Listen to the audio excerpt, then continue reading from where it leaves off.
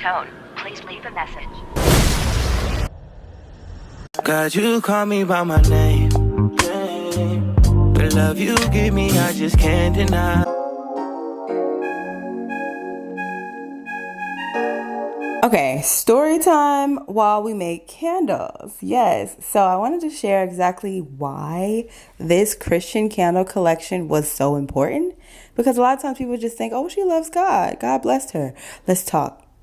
Okay, so I began with a Christian upbringing, lukewarm Christianity. And if y'all know, you run into the scenario of having been taught about God, but knowing that the people around you don't implement, they sin all the time. Fornication, living with men that you're not married to, all the things, smoking, drinking, cursing, secular music, everything that you don't know is like a no-go as a Christian was happening. But we were still listening to gospel. We love God, but we still just do, crazy stuff.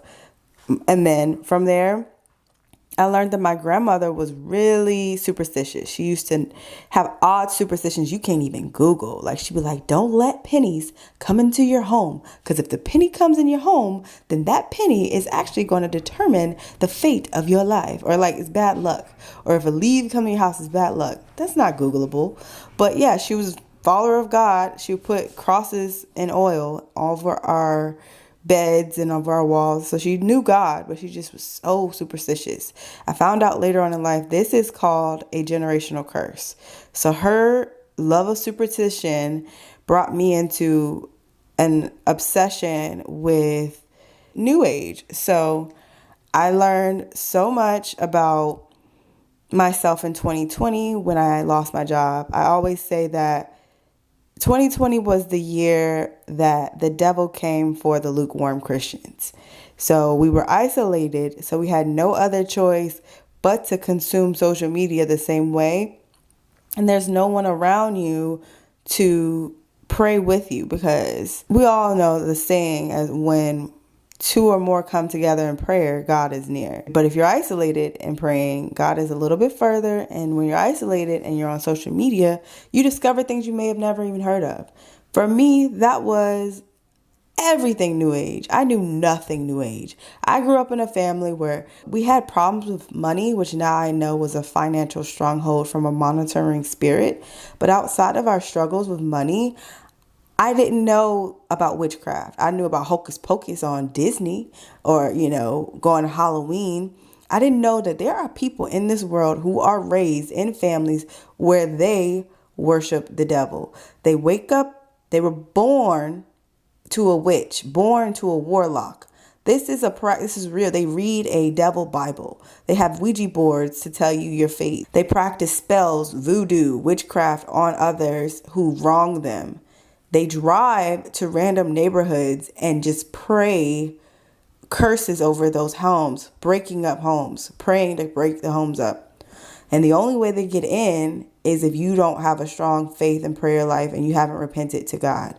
Had no clue. So it's something that is very intense, very dramatic. But my story, it gets even deeper because in 2020, I learned of all of this. I'm like, well, I didn't learn of like the bad. That stuff I learned in 2024. But 2020, I learned of the good. Oh my God, you had to be there. It was like I bought a crystal in February and then I got fired. And then all this money came to me. So I was like, thank you, God, thank you, God, thank you, God. And then I started to say, did God do that? Or was it when I went in that crystal store and I bought that money crystal? I promise that was my thought. Then I went to the store, Bath & Body Works, for a sale. I had been running a regular candle business for about, I'd say 3 months. It wasn't doing well. So I had what we call an open door. So when you have an open door, it's almost like Adam and Eve in the garden when they were, vulnerable. When you're in a vulnerable state, you're typically more susceptible to doing something wild. So like back to seeing that one crystal, and I was like, oh, well, that's why the pandemic, I did so well. I dismissed the reality that God gave me a breakthrough. God gave me a financial breakthrough. I dismissed that. And I just assumed it was that one little green crystal. I went in the store, the manager actually was there, and I bought some crystals. Like, what did these mean? And then I was like, oh, do you make the jewelry in here? She was like, no. She said, yeah, I make the jewelry in here. I own my own jewelry store. I was like, oh, I make candles. My ego sometimes can kill me because I was insecure about my YouTube, wanting this YouTube channel to do way better than it was, really embarrassed about low views, really embarrassed about my candle launch failing. Pride, which is called Leviathan. People don't know, Google Leviathan. Pride led me to lie to her and say, oh, I already have a crystal candle collection. I didn't have that. So I went home. She was like, well, make some candles and send me some pictures and I'll tell the owner. So I ran to Michael's that day, freaking out, went to Michael's, vlogged everything, and got some random crystals from Michael's because Google said they had them. And I put those amethyst crystals on some of candles and I named them Focus, Clarity, and Reset. That's what the names of them. And then she suggested, okay, change up the crystals. Come in and I'll get you some different crystals. So I came in the store. When I tell you that energy in there was so dark, weird, but I kept doing it. We were in the back of the store. They were just moving stores. And the owner wouldn't talk to me really. He was like, okay, we'll do consignment, whatever. I didn't want to do consignment because y'all know that's pay per product, which sucks. You do not want to send like 20 candles to a store and they're responsible for making sure they don't break. They're responsible forever. No, you want to do wholesale, which is they pay you up front. You never talk to them until they're ready to pay again, right? So from there, I was vulnerable, worried because I was like, I want this candle collection to do well. Mind you, I already posted when I went to Michael's and made those candles. So that entire experience got me thousands of views. I think I got like 20,000 views when I said make crystal candles with me. And that to me was like jackpot. I was like, this is my niche. I know my calling. Couple that with being a lukewarm Christian as a kid and having trauma experiences in family, you don't really understand that you have to go to God after you've been afflicted. Because when you're afflicted, it's important to go to him and ask him for forgiveness for what has been done to you so that you can get through it. Never knew. But in the store, I bought all these crystals. Felt so weird buying them. They have a demonic Bible in there. I skirted past that, ignored it.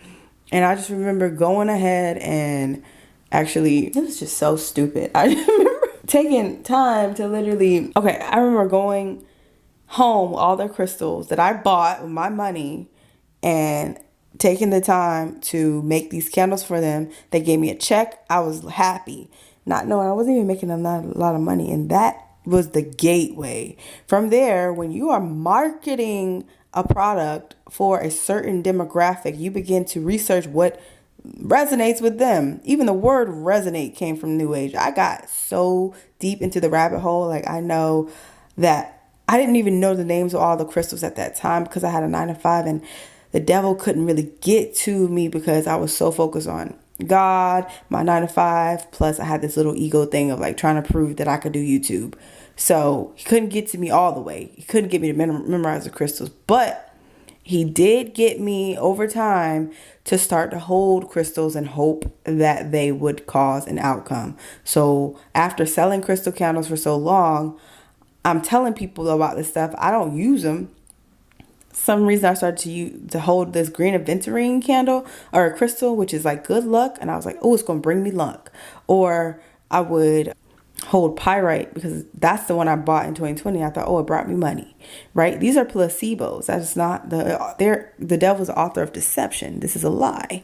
So I came into a scenario of uncovering that I was not in control when I got deep down the rabbit hole of law of assumption. That was really bad because those teachers tell you could just affirm things are happening and they'll happen. They didn't include the devil, but they didn't include God. So if you exclude God and you're affirming something, it's pointless. It's powerless. That is something I'm so happy to share with y'all. That is the biggest testimony. When you affirm something and you don't include God, it is powerless. So that doesn't mean it won't work because people will sit there and send 10,000 affirmations into the universe, they call it, and boom, it'll happen. But it's fleeting. Like, it's not sustainable. The things that God give you is long-term, everlasting happiness. So I ran into a scenario 2020. I had been listening to Esther Hicks, Abraham Hicks, listening to YouTubers talk about quitting their 9 to 5. I just want to quit my 9 to 5 and do law of attraction. I'll sit in my house and meditate every morning, and then boom, I will become rich. That was my idea.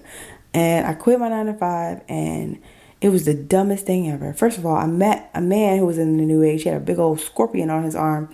You have to prosper. And if you invest your time in someone who's not helping you prosper, you fail. You're set up for failure. So pay attention to someone's intentions when they're in your vicinity. Are they using you, or are they looking to benefit from your favor? Focus, right? So he distracted me, and I began this path of just missing him. And when I missed him, I created this obsession with TikTok. So TikTok would have you, if you broke up with somebody and you want to get back with them, you could do these spells to get them back. It's crazy. Or also, I didn't have a job, so it went from affirmations to spells to get a job. And then I was obsessed with angel numbers, listening to subliminals. I'm just telling you the truth. So it was like the more I affirmed and visualized, the more the bills kept piling in. I almost lost my home when I finally realized what the problem was. So I was secretly holding on to crystals for good luck or job interview success, and it got me this terrible job that sounded like a good idea. Pretty much the enemy's biggest scheme. Then I fasted and threw away my crystals for good. This is called denying your flesh to get closer to God.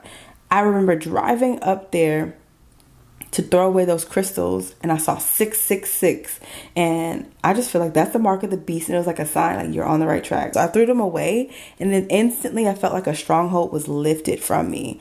Even though while I was holding them I didn't feel that way, I felt like a wave of emotion. Started crying. I'm like, these are just materials, but you don't understand what happens before that crystal gets to your house. What store is sold in, these people are casting spells over these products to make you come back, or there's so many things. Never listen to a psychic. Psychics talk to demons. I could talk so much on and on and on about this, but the moral of the story is that after I got rid of my crystals and fasted, I got my dream job, moved to Texas, and immediately made this candle collection. I wanted to share my testimony to let you know that no challenge is too great for God. I ended up creating a collection that speaks to those struggles with religion. Maybe you're born into something you don't believe and just know that God is real. Reading Bible verses is so powerful. Once you recite them, you're able to unlock an understanding of what pleases God. The more we please God, the more the void is full. So I pray these candles can remind you that you are already full.